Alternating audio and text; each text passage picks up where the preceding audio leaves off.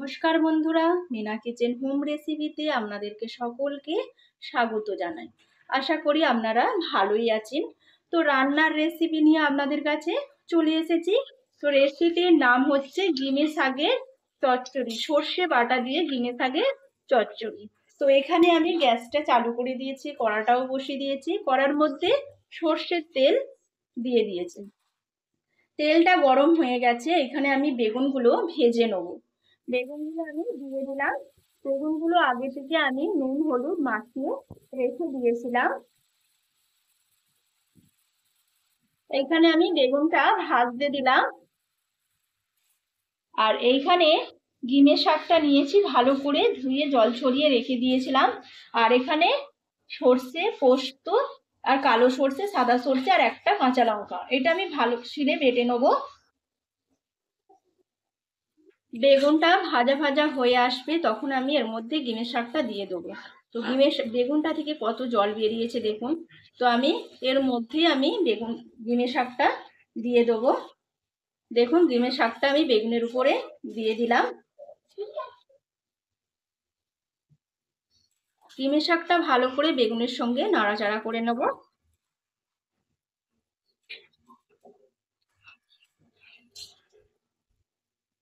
বেগুনটা হতে হতে এদিকে গিমের শাকটাও হয়ে যাবে সেদ্ধটা।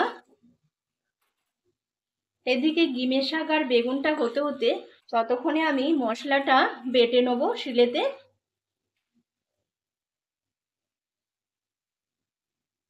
গিমে শাক বেগুন হয়ে গেছে, আমি এবারে একটা জায়গার মধ্যে তুলে নেব। সেদ্ধ হয়ে গেছে।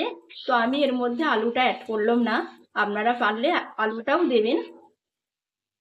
তো একটা জায়গার মধ্যে আমি এবারে তুলে নিলাম। এইখানে আমি মশলাটা বেটে নিয়ে চলে এসেছি শিলেতে।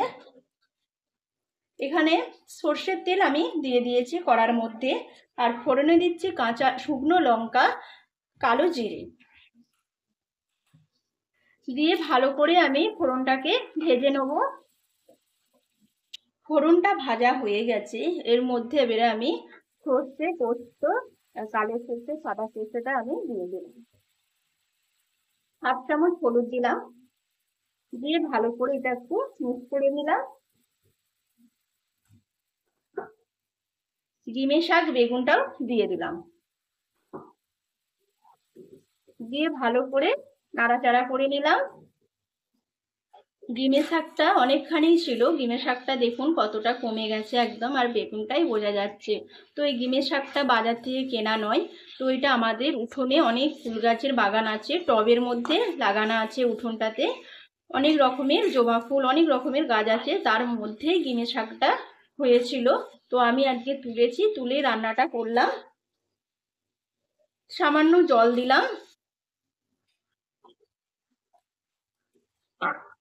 পুরো একদম টাটকা গিমে শাক। এই গরমের মধ্যে গিমে শাক, যে কোনো তেঁতোই, করলারে নিম পাতা, গিমে শাক, এই তেঁতোটাই ভালো লাগবে এই গরমের মধ্যে। তো আমি কিছুক্ষণ ফুটতে দেবো, গ্যাসটা একটু বাড়িয়ে দিয়েছি। কিছুক্ষণ আমি এটাকে ফুটতে দেবো। সামান্য নুন দিলাম, কেন বেগুনেতে নুন মাখানাই আছে, আমি এর জন্য অল্প করে নুনটা দিলাম। সর্ষে বাটা দিয়ে গিমে শাকের চচ্চড়িটা হয়ে গেছে।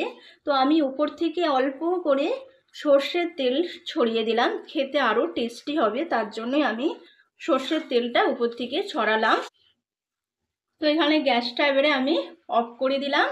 একটা জায়গার মধ্যে আমি এবারে তুলে নেব। একটা জায়গার মধ্যে আমি তুলে নিলাম। সর্ষে বাটা দিয়ে গিমে শাকের চচ্চড়িটা হয়ে গেছে। তো আমি একটা জায়গার মধ্যে ঢেলে দিয়েছি। তো আপনারা অবশ্যই অবশ্যই ভিডিওটা দেখবেন, ফার্স্ট থেকে শেষ পর্যন্ত ভিডিওটা আপনারা দেখবেন।